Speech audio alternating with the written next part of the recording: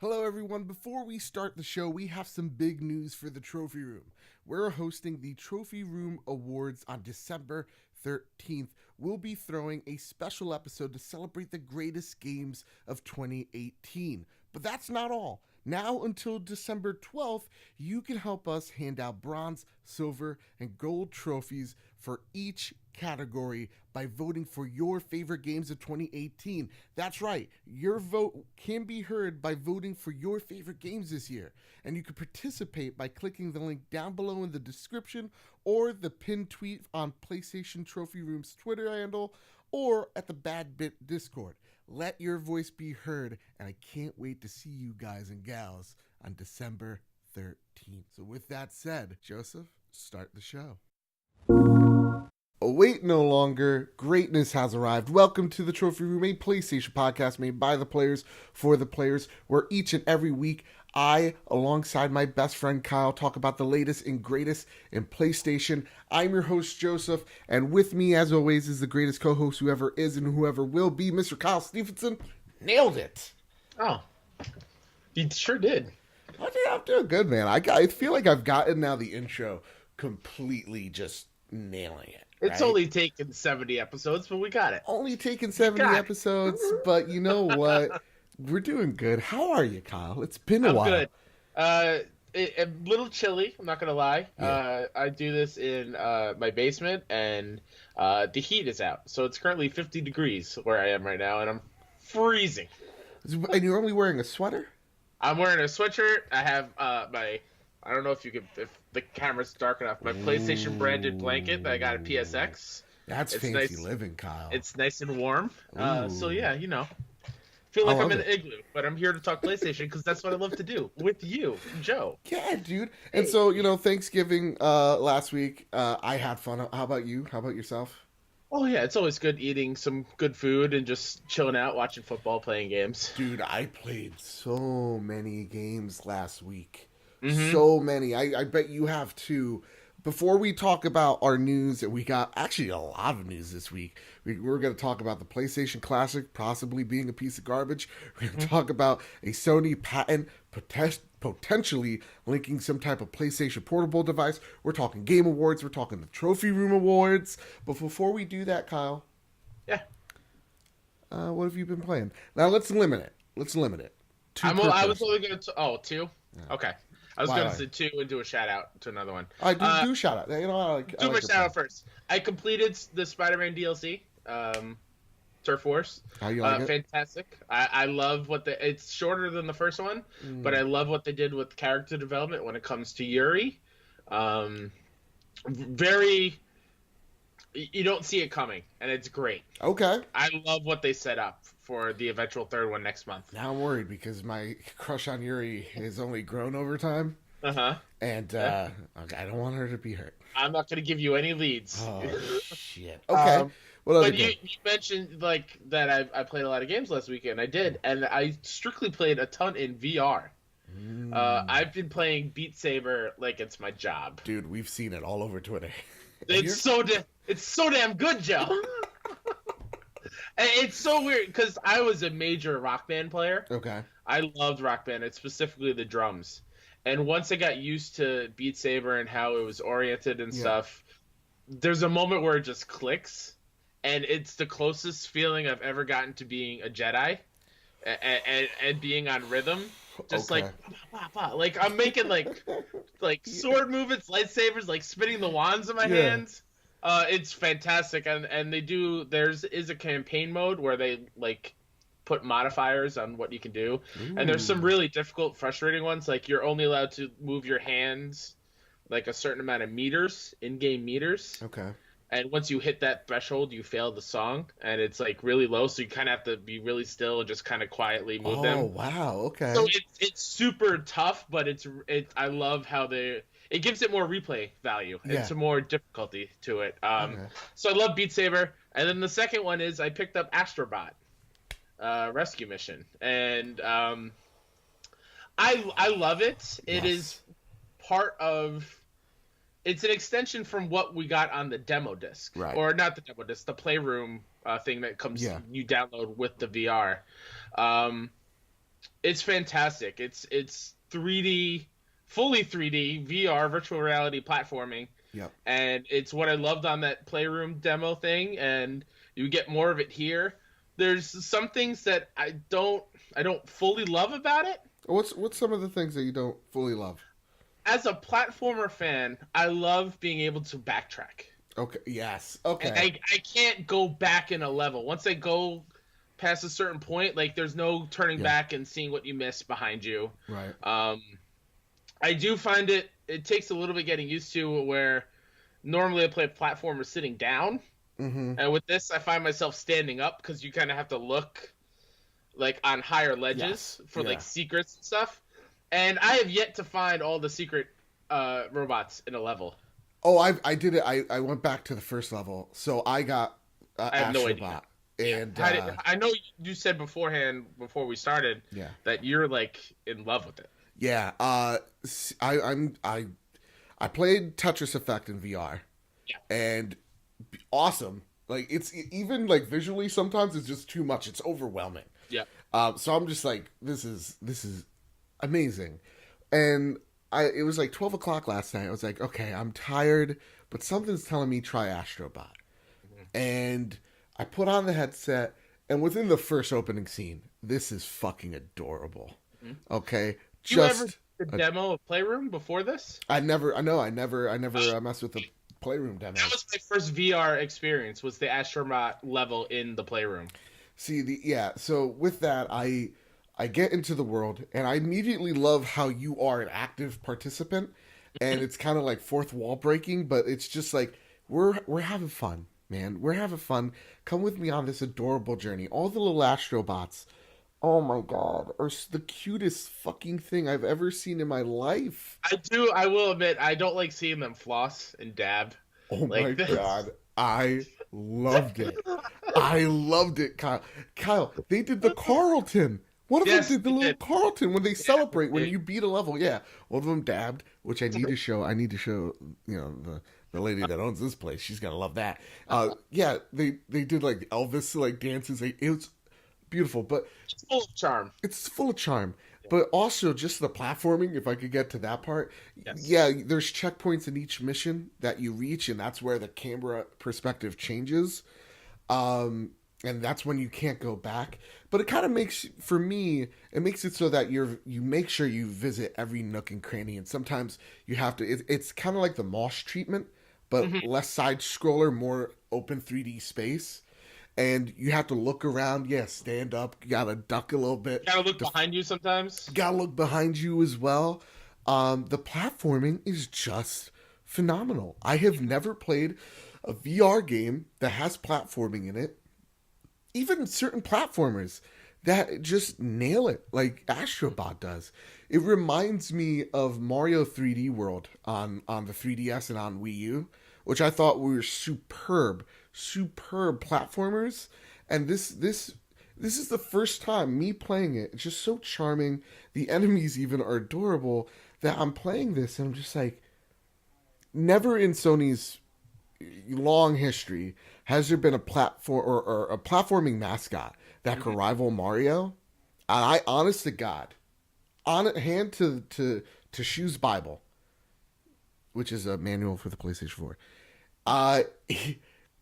This is it. This is it. Astrobot. I forgot. I think it was Polygon who said like this is the Super Mario of VR, and it is.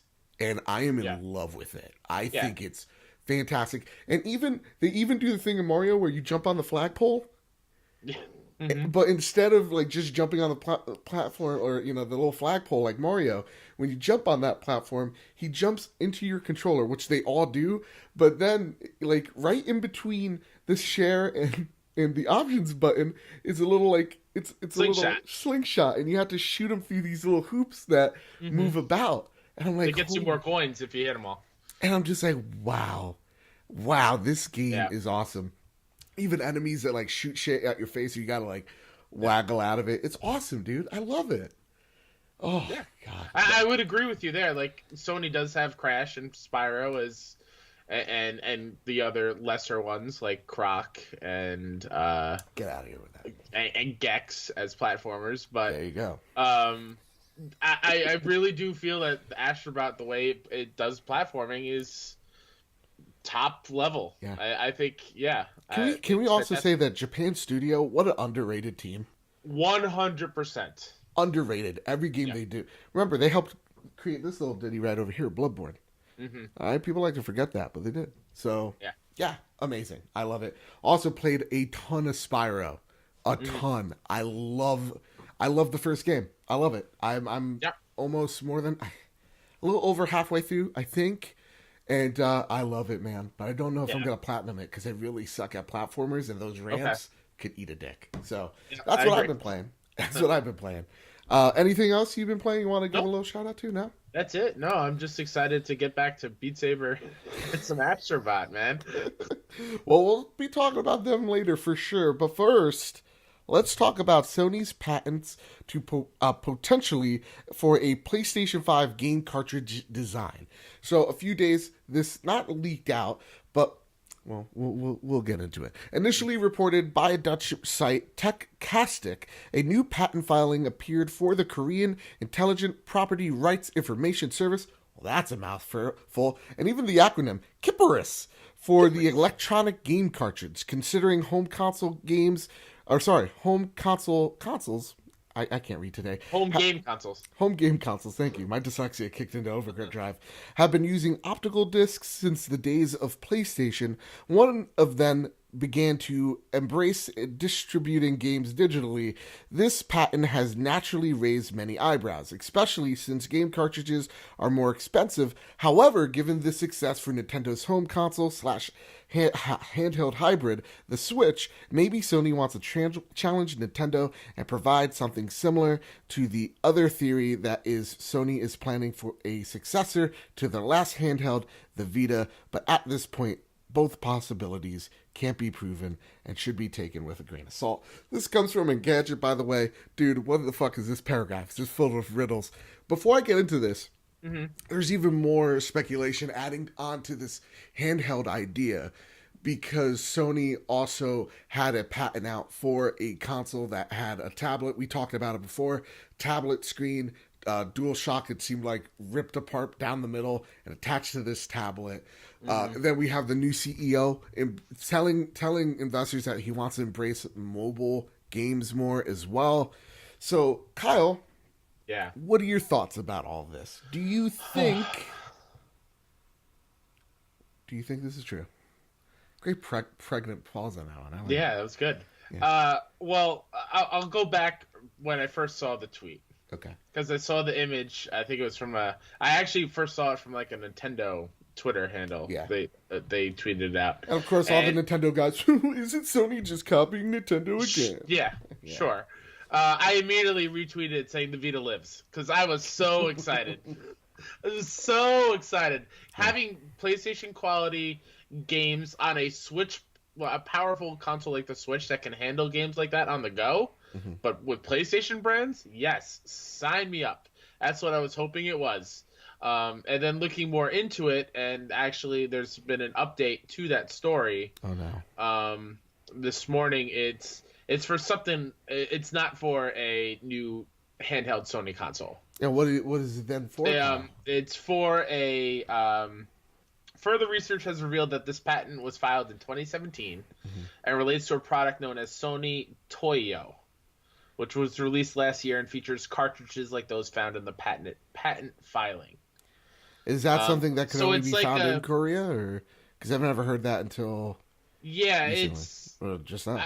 I'm still not entirely sure what it is. It looks like a kid's version of like those learning like game console things, like where you would learn how to read with like the Woody the Pooh learns to read, or Math Blaster type thing. And that's what it looks like to me, and it does look like it's only in Asian countries. Okay. I don't know if it's out in Europe or here at all, but it actually kind of looks like Labo, if I could be completely frank with you. Yeah. We all know how that fucking turned out. It looks very plasticky and toy-like. Yeah. Okay. So, unfortunately, as much as I would hope that it would be for a Vita 2 or for a Switch-like PlayStation on-the-go console. But do you think, like, even if this was true, because, like, my initial reaction is, like, cute, I already have the Switch, I don't want this. And what I mean Okay. by that is like, dude, Astrobot. Let's talk about it. It's opened my eyes to Sony's really embracing VR, and I think like in this year alone, you really see Sony's embrace of this technology and them doing something different with VR and with the games that we have. I think with PlayStation 4, you have all the main AAA support there, but then when it comes to VR, you have the more indie, the more AA, like Japan Studio supporting it with Astrobot, Beat Saber, Moss. These aren't huge games like God of War, but they're special and they're unique. That where would a Sony handheld fit in that equation? Yeah, and we saw that even with the Vita, they didn't really support it all that well. I think they released it way too early. Yeah, and it actually worked. It paired really well with the PS4. Where the remote play was really great early on. Yeah. And now it's just kind of at the wayside. You can do it, but it's not. The games are too powerful now. Like the Vita cannot handle it. I mentioned months ago, I tried to remote play Spider-Man. Yeah. Did not work all that well, but it's still a thing. And I think if they really put into the research for that and its connection to PS4 more than with PS3, I think it would have been way better. But so wait, are you saying that Sony did console to handheld play before Nintendo did? Like as a hybrid solution? Kind of, sort I'm of. just trying to take a jab at my Nintendo Sure, fans. Let that's me fine. do this. All right, there you But go. here, Joe, I'm going to get back on the hype train. Okay. Let's say that they take this. Yeah, you're let's bugging take me this, out, Kyle. Yeah, let's take this cartridge patent Yeah. and kind of combine it with what you were just saying about with VR. Yes. What if we live in a crazy Sony world where we get a portable handheld gaming machine where you put the cartridges and it's just VR only, and you can hook it to the VR headset, and you can just walk around in VR all day. Oh, And man, just- I'm on board. Just make sure you have a padded room, and then you're good to go. Okay, let me go outside. I'll take a Can stroll you with imagine this. walking the streets of New York City Right. and just people with VR helmets on and this little On thing the in their bus? hands? Yeah, Yeah, and, just walking down the street on the subway. old man just sitting next to you. I fought a war for you. It's like, yeah, no, that gets me really hyped because we see with, I believe, Oculus does it. The Oculus Go, I think it's just called. Yeah. And it's completely wireless. You see it with Samsung as well. They're going with the cheaper alternatives to VR. That would actually be really awesome, Kyle. I'm not gonna lie to you. That would be really stellar. It would just maybe that is the next place where the PlayStation VR goes, or the next variant, because you do need beefier hardware to support that. One would assume. And the wire situation now it sucks. Yeah. Well, with the version 2 that I have, they've eliminated 1 or 2 wires, so it's not as bad. Okay. Yeah. So I honestly, God, I think that would be awesome. Like, PlayStation VR Go, or like whatever it is. That because then I'm like not confined to just my room. I could go to any room in my house and use it. Not just like, I'm on the bus. Look at me. I'm a fucking ass. It's just like, Exactly. yeah, that's awesome. Actually, that would be really rad. Yeah. So for me, I think you got me on. You got me hyped. I can't even focus. I'll be honest. Let's get to the next question. Let's get to the next, or sorry, question. Let's get to the next topic. Sure. The PlayStation Classic mixes PAL and NTSC games, and the results disappoint. This comes from Eurogamer, and first and foremost, these are the games that will be affected, or the PAL versions of these PlayStation 1 games. Battle Arena Toshinden, Grand Theft Auto, if you ever heard of that game, I haven't. Jump Flash, Tekken Trace, Tom Clancy's Rainbow Siete, Cool Borders Dos. Nailed all of those. What's baffling? I think Stace, by the way. Rainbow Six. Siete. Rainbow Six. What per se? 7, right? Yeah, something like that. Listen, I'm the Spanish one in here. You just got to take my word for it, Kyle. All right? I don't need some, Irishman telling me how to pronounce my syllables. All right. Here is straight out of the Eurogamer article. Please give them a click. What's baffling is the inclusion of PAL versions at all, particularly when the vast majority of PAL titles in this list were actually developed in Japan or the United States. So what's the problem here? Well, these days all console systems run at 60 Hz, a format accepted by HD TVs all across the world. Back in the day, PAL territories used TVs that ran at 50 Hz instead, and the easiest way to go port these games over to PAL systems were to simply run them slowly. Most PAL games run at 83% of the full speed of NTSC versions in terms of frame rate, and most of the time in terms of actual gameplay speed too. Side by side with the NTSC equivalents, PAL versions are generally slower and plodding and don't properly represent US or Japanese developers' original visions. Okay, so what I read in this whole techno mumbo jumbo is that these games will be running at 50 hertz, which is a lesser speed, and it looks like by a large margin than what we're used to, our eyes are used to in North America. So with that, Hypecaster writes in, like you can too if you're part of the Discord channel, link down below, or if you follow us at PS Trophy Room on Twitter, and he asks, did you get a PS Mini / Classic? He means, are you still planning to buy one? And my question to you, so we'll pick apart this. Does this news worry you that it is a slower, less, I guess, definitive version that we're used to? And is this a deal breaker? There you go. It's not a deal breaker, and it doesn't really worry me too much. It does disappoint me to the fact where I mean, sure, all these kind of mini console boxes are a cash grab, but this feels like bare bones minimum on Sony's part, which sucks. That's not saying anything about the games included, because that's a whole nother argument. It feels like they just wanted to put a box out just to put it out.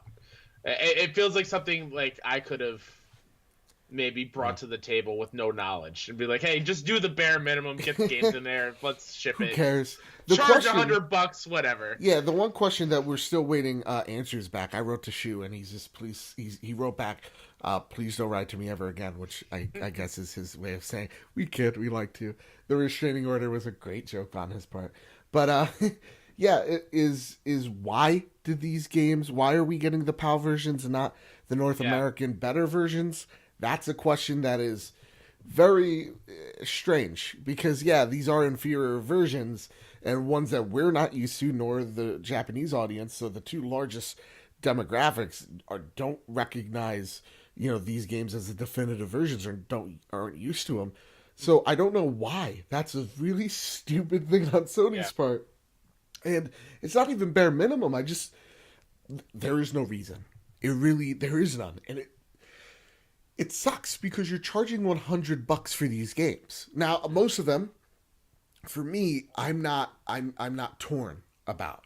The only one I am torn is Tom Clancy's 25. I'm very disappointed about.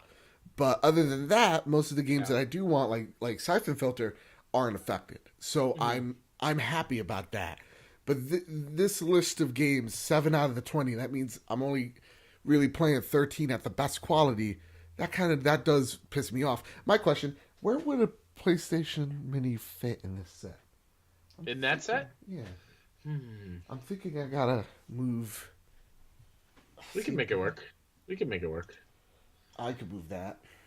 Yeah, I can move that. So I'm still getting it, because to me it's the novelty of it. I'm not going to really play these games in full anyway. And it's something great for it to look back here on the set, but I understand why you're disappointed. I also understand why people are pulling their pre-orders and not buying this thing, and I think it's going to affect sales greatly and the way people view this, and it's a mistake, and it's stupid. And I'm also still getting one. Yeah. Because I love PlayStation, and I will play most of these games, maybe not to completion, but I think it'd be cool, especially with I have my nieces around the house. So it would be cool to show them what I grew up playing and what games started out as compared to when they sit here and watch me play Spider-Man, right, or the remastered version of Spyro. just like to show them like, hey, this is how far games have looked and Right. felt, And then Antonio writes in with this. Would you be open to PlayStation continuing to improve/tweak their controllers, such as the touchpad? The light bar seem to be on the weaker side, in my opinion. Maybe leave it alone till PlayStation 5. So, I think you leave it alone till PlayStation 5. Yeah. I think. There's no need. My only complaint at this point with the DualShock is the fact that the battery sucks. Yeah, and the sticks kind of. Yeah, the sticks. To me, what needs to improve over anything is the build quality of that controller. Because, guys, apparently I'm a PlayStation fanboy. I didn't know this. I host a PlayStation podcast. Just occurred to me. The controller sucks. Like, build quality sucks. Mm-hmm. It's awful. Quote me on it, please. Instead of quoting me on stupid things I say about Xbox, quote me on this stupid shit. It's bad. It's bad. Yeah. That's what I would like improved. Touchpad, I actually like the touchpad. I do too. Yeah, I like it a lot. Light bar doesn't really bother me much. I wish I could maybe just turn it off for some games. But other than that, it's fine. I don't mind it. Yeah. Fix the build quality, get a better battery in there. Maybe this is a question for a different time, but like, what would the next step be? Like, have a fully customizable DualShock 5? Yeah. I think like what Astra's doing right now, there's a new controller that's coming out in March. That actually looks really awesome. You can move everything around. There's buttons in the back. Better battery, 12-hour battery. That's the future. I think you start putting paddles in the back of your controllers because you don't think it's a big need until you get it, until you have it, and then you go, oh, I get it. This is awesome. So, yeah, I think you start entertaining those ideas. But until that, like, to me, I think the controller is absolutely perfect. Like how it feels in the hand. Oh yeah. PlayStation Plus December 2018 games announced. This comes from Push Square. Your PlayStation Plus games for December have been revealed. The marketing for the final section of 2018 on PlayStation 4 subscribers will be getting, and since there is no drop this week, which is weird. Well, maybe there's just nothing that came out. But nonetheless, prepare the drop. You're getting Soma and Onrush. And then joining them is Iconoclast, which is on PlayStation 4 and a Vita cross-buy. The rather good Papers, Please is also on Vita. And PlayStation 3 gamers will be users get Sturden and Steins Gate. With that, what game on here excites you the most? Onrush. Same here. I've been missing like an arcade racer. Mm-hmm. And that game always intrigued me. I just never, Yeah. And unfortunately, what's the word I'm looking for? Yeah, unfortunately, bite the bullet and buy it or something. I don't know. Yeah, but unfortunately, that game didn't sell, and most of the, unfortunately, a lot of people lost their jobs, and that really does suck. Hopefully, we get some support for this game via PlayStation Plus. I also know it's on Games Pass. If you like that service, you own an Xbox. Oh, Joe, what are you doing? You're crazy. It's also there. It's now. It just seems like it's there for everyone at this point, just to get the word out or to make as much money as they could off something that didn't do that well. But I'm excited to see it because these are the guys that made MotorStorm, right? I believe so. Yeah. Yeah. So again, it sucks, but hey. It's there for you to enjoy. Hopefully you like it so much you demand a sequel. It kicks ass. But with that, there's real quick, Joe. Oh, yeah. For the horror fans, Soma, if you don't know what that's about, it's from the guys the people who made Amnesia. Nightmare stuff. Which I've seen people play it on YouTube. It looks cool. I'm not a horror guy. And the other game that I already have on my Vita, if you own a Vita, get Papers, Please. It's a really cool smaller game where you basically are like somebody at a gate at I believe it's Russia, and you have to make sure they present their passports, and you need to check everything, make sure everything's good and they're not fake, and then you either let them in or tell them to go, and then you get like a salary based on how you do, and things happen, revolutions, like it's pretty cool. Ooh, how about walls? Kyle, this new story you added. I did. If you could, please elaborate. Sure. There is another new PSVR bundle that will nab you the headset along with Beat Saber and Borderlands 2 VR on December 14th. So this bundle hits store shelves on December 14th across the U.S. and Canada for $349.99 U.S. or $450 Monopoly Canadian money. Same day as the launch of Borderlands 2 VR. The bundle includes the VR system, one PlayStation camera, the demo disc 2.0, two PlayStation Move motion controllers, Borderlands 2, and Beat Saber digital game vouchers. My question to you, Joe. Yes. This is the perfect time to get a PSVR bundle, right? Because we see one with the Creed and Super Hot, along with the camera, the Move controllers, and the headset, and then we have a Moss and Astra bot that comes with the camera, just without the Move controllers. Yeah. What say you?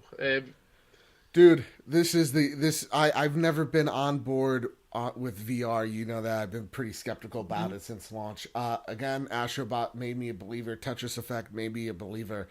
From what you talk about with Beat Saber, I'm on board. And I think you're completely right. This is the best time to own a PSVR unit. Like, I got mine because I saved up with my Amazon points, which apparently is more effective than Canadian currency. Bam, bam, Chonka, take that, you son of a bitch. Take that, you got a cool one, so I jab at you. But yeah, like, I saved up, and what was supposed to be $250, I ended up getting it for like $120, something crazy. Nice. So, and also, like, I was a Prime member, and it discounted even further. So, I was just like, whatever, for like $100-ish bucks, I got this awesome thing, and I got so many games for it. I got Moss, Tetris Effect. There's so many games out now for this thing that, honestly, it's so worth it at this point. And the games they're cheap and they're really good. Yeah, it's like they're super affordable and they're really great. Yeah, like Astrobot on the and Tetris Effect on the more expensive side for $40. But they're both definitely worth that price. Yeah. Same with Moss. And for sure. This VR bundle, to me, I was just like, it kind of sucks because it's $349, and I'm used to the Black Friday sale of it being $250. But yeah, I mean, look at the games you're getting. Borderlands 2 VR. And that I think is the real question here. Yeah. If Borderlands 2 VR is what I hope it is, and it runs like perfectly in VR, I can't imagine being in the Borderlands world in virtual reality. Right. Like, it being in a cel-shaded world and how crazy that world is and how expansive this VR version is. If it's anything even close to what I want, it's going to be pretty spectacular. Yeah. And Borderlands 2 retails $450. Again, VR. We get it. It's an older game, guys. Don't beat us over the head with that. But it's in VR. And that alone adds a totally different perspective to the world and what you're able to do. And then you got Beat Saber, which is a $30 game. Yep, so it's you do math. I'm not good at it. It's $80. And plus the Move controllers. Plus the Move controllers, which are also $80. So to me, this is a great deal, especially if you never played Borderlands 2. Like, I really haven't gotten into Borderlands 2. And if you're into Beat Saber, this is a great deal. Go for it, man. Go for it. What about you, Kyle? You think you're... Oh, yeah. As somebody who got it relatively early on, and there was that period where I didn't really use it that much because there wasn't much that spoke to me other than Moss earlier this year, and then I just didn't touch it. Dude, I'm thinking about Firewall now. Yeah, that's one that I also want to get because I hear it's like Rainbow Six Siege, and you love Rainbow Six Siege, and I love watching people play that. Yeah. But to do it in VR sounds kind of cool. Yeah. And I want to see how that is, and I've heard it's pretty great. Dude. I have the in controller. I have the thing. You have the thing? Dude, Rainbow Six Vente Ocho Siege is so great. And to see Firewall try to tap that thing, I'll beat this fucking joke to death. Don't you dare. I'll get them. Yeah, so I'm on board. I think next sale I'm gonna pounce on that like a spider monkey. Plus, it feels like the PlayStation YouTube channel or PlayStation just marketing in general. It seems like there's a new PSVR game being announced like every other day. There's like this new one. There's, I think, one I saw today about a fisherman like puzzle game, which looked kind of cool. Like it kind of gave me like Myst vibes. Yeah, like walking around and solving puzzles and stuff. So there's games out there. I think the total is up to like 380, almost 400 titles for PSVR. So yeah, Get on it. Edward Varnell writes in via Twitter at PS Trophy Room. Hey, Kyle. What up, Joe? What up, scares Sony from risking their business for doing something new with the PlayStation brand? Since they claim to be in a better place, do you think they stay in it while delivering something that stands out? You were like, I got a response for this question. Thank you, Edward, for writing it. This is a great question. So, Kyle, what do you got to say to Mr. Varnell here? So, Joe made it sound way more impressive than than what I had in store. Oh. I think Sony, they've done risks. I mean, we just talked about VR and how it took a while for it to get moving. They did another portable in the Vita that didn't sell well. They took a risk, and sure, that one didn't really work. But you see, with VR, that's something that the other consoles aren't really doing as of now. Yeah, look at what is it? PlayStation TV. What's it called? I think it's like View. View, right? You got the PlayStation Vita Mini. What was the Vita Mini thing called? Oh, the little box? Yeah, the little box. That was PlayStation TV. There you go. Okay, you got PlayStation. Yeah, right. I knew it had a dumb name. Yeah. They've made risks before, but you see, they didn't pay off. A lot of them didn't, because that's what risks are. They're a huge, huge, huge risk. With that, I think they do take risks now. I think like we're seeing it with VR, and I think a lot of people mistake them doing something first with them being safe and not taking risks. Like, I think every single company that is in VR right now is A, they're in it for the long haul, and B, they're all taking huge financial risks. Huge financial risks. Look at Oculus. Oculus, the company itself, from what I'm aware of, does not really net Facebook any money.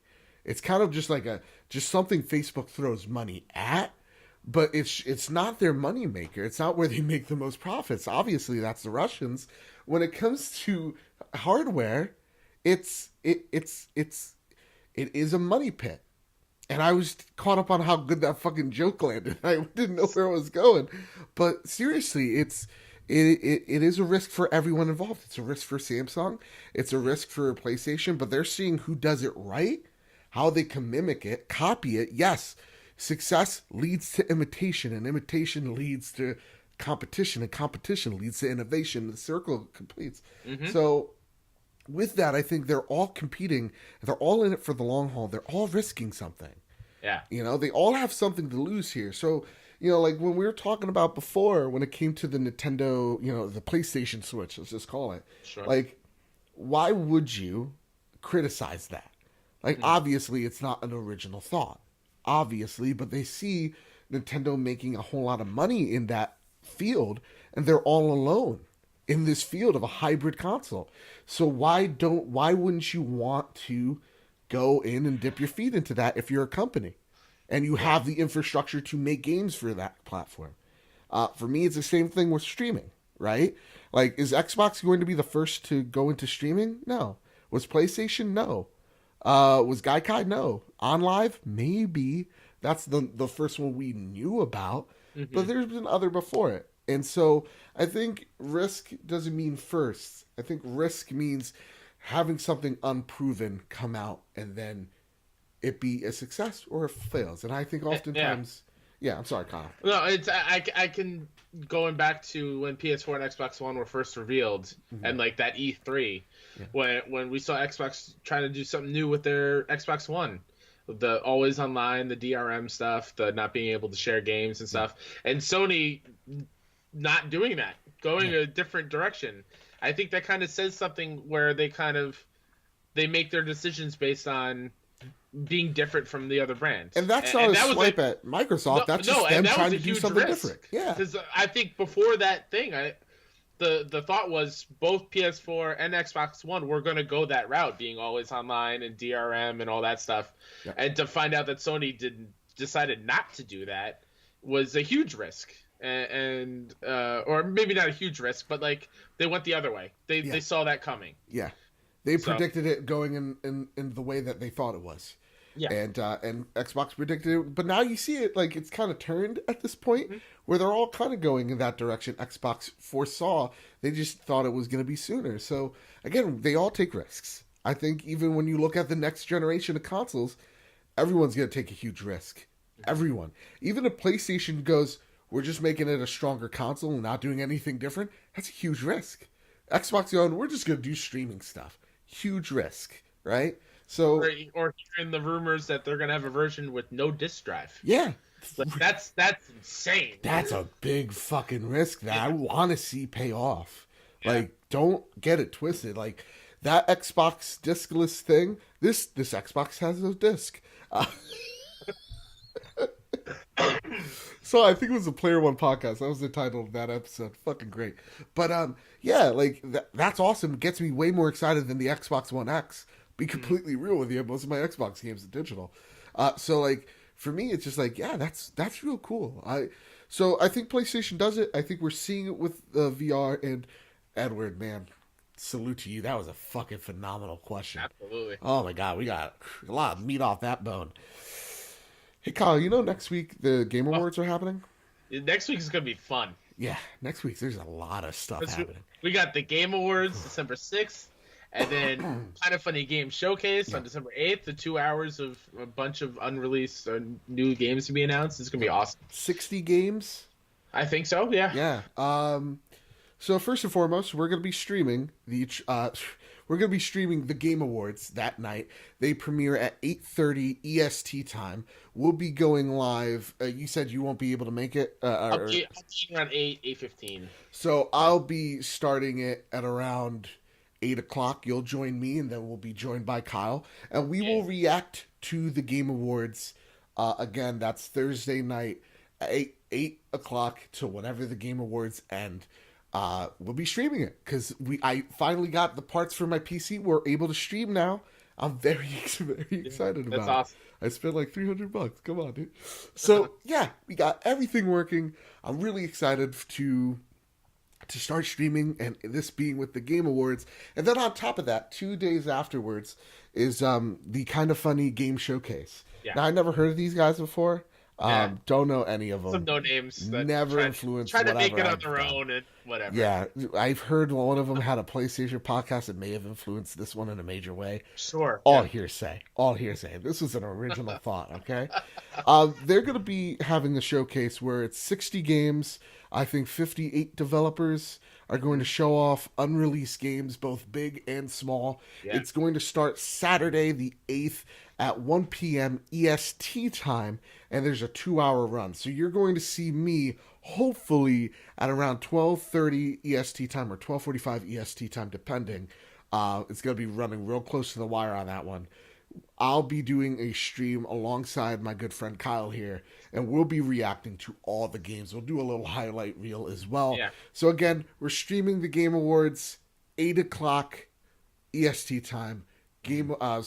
Showcase 12:30 the 8th. There you go. We'll also double check and make sure all that stuff's good. Yeah, no, we just literally like 5 minutes before the show, we're like, is this it? This is it. So, but yeah, I'm super excited because that's something I love doing during E3 with you and Sean, just kind of reacting live to things. And going into our next story, Game Awards is bringing the fire. Right? So right now, we'll merge these two stories together. More than 10 new games to be announced at the Game Awards 2018. Then Obsidian Entertainment to debut a new RPG at the Game Awards. Obsidian Entertainment, one of Microsoft's new acquisition, is scheduled to make an RPG announcement at the Game Awards this year. There's a strong possibility that the title will still launch on PlayStation 4, despite Fallout New Vegas developer batting for the team in green these days. It seems that this particular title will be published by a private division, a subsidiary of Take-Two. It's by private division. Yeah. There's hope that it comes to PS4. So, okay, I'm going to say this. I know it's coming to PlayStation 4. Little Birdie told me so. And this little birdie is called Common Sense. Because in XO18, yes, PlayStation Fanboy watched it. I didn't think it was that bad. They came out and they said, all the things that are in the pipeline, We are still supporting. As Xbox, they remain untouched. That's what she said. No time. That's what she said. So it just makes sense that this game was in production long before the Microsoft deal, and yeah, it's definitely. It also happened with We Happy Few. Yeah, that game still came out on PlayStation. So yeah, with that, Mr. Moody, the glorious one, writes in. Do you think we'll get a release date for any PlayStation exclusive at the Game Awards? Yes. What do you think that game's gonna be, Kyle? If you were Shu, you have one game. If I was a betting man, yes. Wait. You have to announce a release date for one, delay the other. Oh shit! You're Shuhei Yoshida. He doesn't just run the PlayStation first party. He runs PlayStation. He runs Sony. He runs the Mueller probe. He runs the Illuminati. That's great. Okay. All right. The delay one's easy. Yeah. So, I think 90% chance we will see a release date for Dreams at the Game Awards. Okay. I think without E3 next year, I think they have to. All eyes on the thing. I think Game Awards is Dreams' time to shine. And I think since I have to delay one, I don't think Death Stranding's anywhere close. So let's delay Death Stranding. Hey, Kyle? What's up? Could you grab onto this mic? Because I'm about to drop it. Oh, shit. Okay, I'm ready. Now, I'm Shuhei Yoshida in my ivory tower, plotting, conspiring. I say, as Shuhei Yoshida, in his natural voice, which is more villainous, but also kind of British. I don't know what this is. Death Stranding is getting a release date. Oh, shit. Okay, you're going Death Stranding's 2019, and it's about to blow your fucking mind hole. All right. Guess what? It's going to get announced that its release date for fall 2019. It's going to get delayed. It's going to make an awesome story. So that's my prediction. It's a 2-for-1. Gotcha. I appreciate that. Oh, God. All right. With that. Before we move on. Yeah. Are there any other, any other exclusives you think have a chance? Like Ghost of Tsushima? I think... Okay. Last of Us, any more information on that? Honestly, you want to blow my mind hole wide open? Yeah. If Sony's smart, and they're the best company around, I know. I think the one that makes the most sense is Dreams, because it was on the cover of Game Informer, so it just makes sense. Mm-hmm. I think the second one is Death Stranding, because of his tie to Kojima and the friendship, and seeing him pop on stage multiple times, just makes sense. Then it's Ghost of Tsushima, since we've seen so little of it. I think that would be awesome for it to be a summer release. And I'm really excited for that game. I think it looks gorgeous and it's awesome. Then, of course, I think Naughty Dog's The Last of Us is dead last. So, for me, I think that's where the pecking order lies in. But, they want me to go fucking crazy, Kyle? Of course they do. Bloodborne 2. Yeah. That's what I thought you were going to come with. Yes. They're going to announce a release date and the game all in one thing. Dude, you want to see me lose my collective That's why I'm so excited that we're going to be able to live stream this. Oh my god, I will cry, I will laugh, I will have an erection, I'll throw up, I'll do the whole thing all over again. Man. Hey, did you know that Superman, World's Finest listed is spotted? Yeah, I did. That was a great segue. What a butcher of the human fucking English language. Rumor. This comes from Push Square. Spider-Man. Spider-Man's another game already. Kyle, read this because I'm losing it. Rumor. Superman, World's Finest listing spotted. Is it Rocksteady's new game? Comes to us from Push Square. Whenever a big event in the gaming calendar is on the horizon, you can guarantee at least a few rumors will do the rounds. We're just over a week away from the Game Awards 2018, where Jeff Keighley has promised more than 10 new game announcements will be made in between doling out trophies. One game that's currently being thrown around is the new title from Rocksteady. Some believe that the Batman Arkham developer will show off its next game at the awards show. And it seems that the frontrunner for what it could be is Superman World's Finest. What do you think? Are we seeing this, Joe? By God. Now let me put my speculation hat on. Yep. I have my own speculation hat on too. This one has me as heated as a turkey Reuben on a Sunday evening. By God, that's when you have a turkey Reuben. By God, this is happening. Mm-hmm. I know for a fact this is happening. It has to. We've seen so many leaks of this game possibly coming out. I want to lay the groundwork here. You know, we talked about this kind of funny game showcase. Yeah. I think it makes the most sense. Don't get me wrong, that this game is at the Game Awards. Yes. You get the most eyes on it. But there's this small time fucking nobody called Greg Miller. I never heard of him in my life. Looks like a fucking dork. A little big dork. And I was just like, dork. Probably like 3 foot tall, you know? I could take him. Anyway, I think because he's a big Superman fan, I think it shows up. In my heart of hearts, I want that to be the case. What I want to happen is I want us to show up there just because I know Greg will lose his mind. Yeah. Or he's already lost his mind because he knows if it's going to be there or not by now. Also, just like if you've listened to the podcast, you have it, like you feel it. He knows something we don't know. Mm-hmm. Right? Mm-hmm. Like he's very playing loose, you know, with us. So I think that's where it's going to show. My heart of hearts, I know this is real. But my question to you, Kyle, and I am stealing a question from Games Daily. Okay. All right. I am Philip Musening this. Oh, boy. Rocksteady. Oh, boy. So, Superman comes out. Yeah. But you get to pick one of these 3 developers to make it. Okay? Here we go. You either could do Rocksteady. Mm-hmm. You can either do God of War's team, or you could do Insomniac's Spider-Man team. Oh. So you got Santa Monica, Insomniac, Rocksteady. Okay. Now here's the even bonus. So because like Spider-Man, like you know they're making a sequel. None of these games, theoretically, none of their games they're actually working on get pushed back. Okay.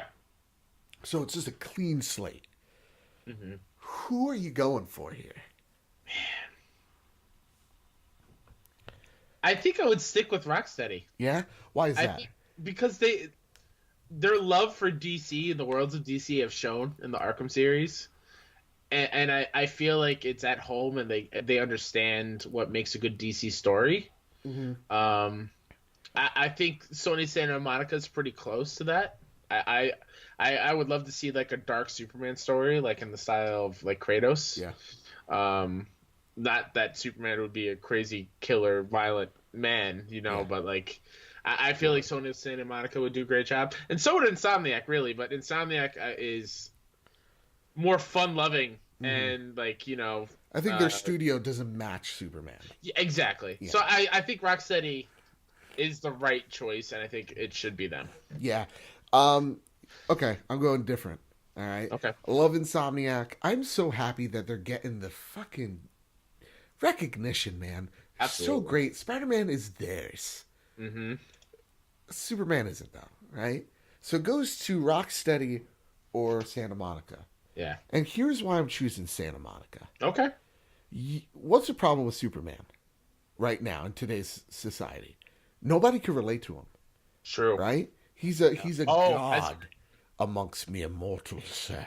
A god that stands upon his feet and looks down upon us mere mortals.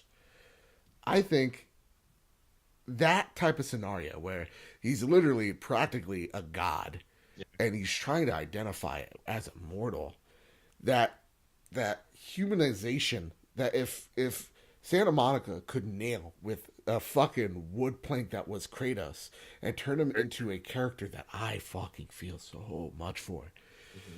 Imagine what they could do with a character that's already written in stone, who you know is good. He's an awesome character. Yeah. But has just been portrayed in mainstream media poorly, depending on who you ask. Martini, don't yell at me.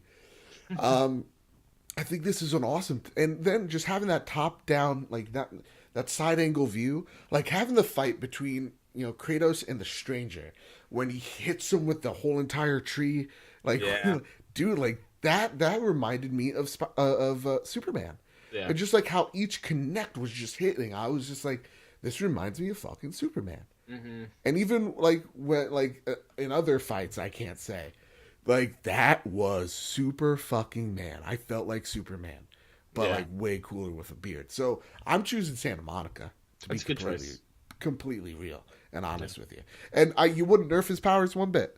He stays OP as fuck. That is something I'm very curious about how they go about doing it. Because like if you start the game with Superman with all of his crazy powers unlocked, like I don't understand the point of progressing, you know? Yeah. Well, that's it for the news. Let's get into Andrew House's Snail Mail. Now, guys, I've been rating Andrew House's mailbox for a while now. And no matter how much security he gets, how many dogs he sicks on me, I'm immune to Mace. In the PlayStation thing anymore. Kyle, he still gets to eat. Just like how presidents get the debriefing every week, you know? Sure. Oh, I got it. It's the same. He still knows the Book of Secrets. Yeah, he still knows the Book of Secrets. Got it. So, like, I'm, immune to tasers and whatnot. I've grown in abundance and immune to it. I take his mail. Now I'm just imagining you standing at a literal book and people are prodding you with tasers and you're just still reading, not moving. I just imagine Andrew House, kind British man, just in his robe and his jams with this pit bull and just aggravated, and he's spraying me with mace and I'm just going through his mail. Just God damn it, you son of a bitch. Get off my damn lawn. I haven't worked for the company in a year. Be gone with you.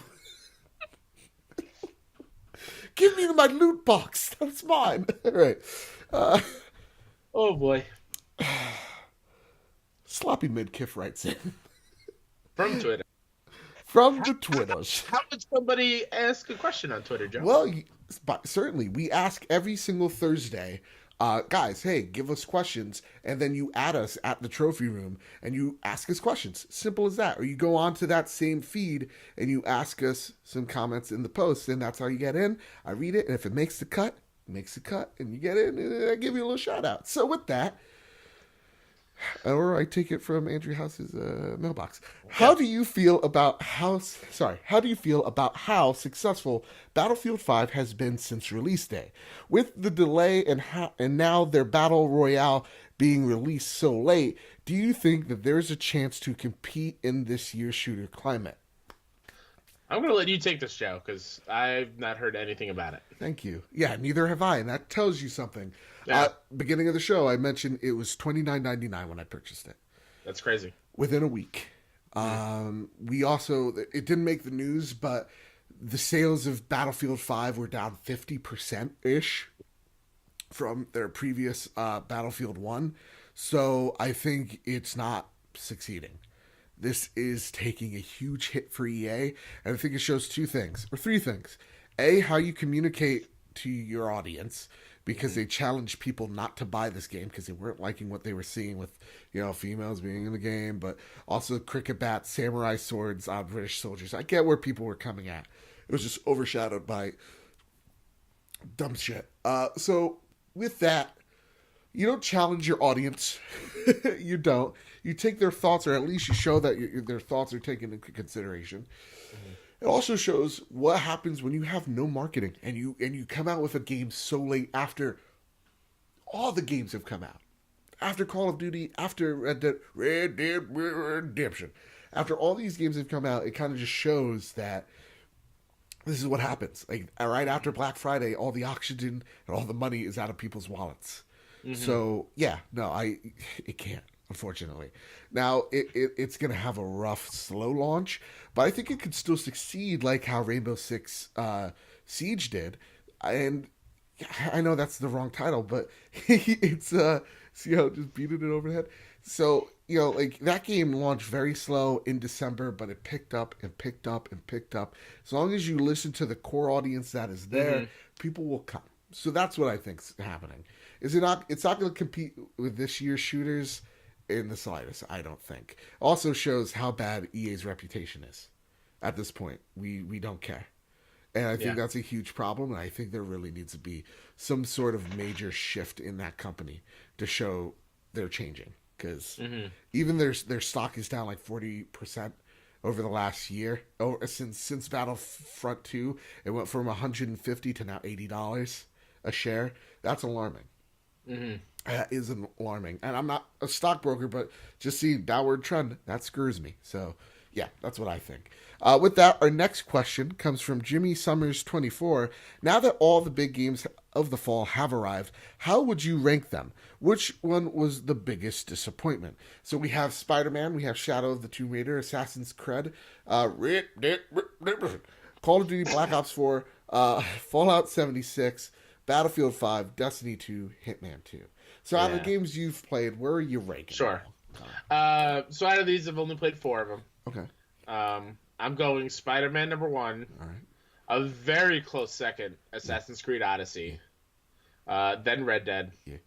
Then Shadow of the Tomb Raider. Have what I've played. Okay. Yeah. For me, the games that I'm gonna have for the sake of our trophy room awards, I'm gonna have Spider-Man and I can't, right?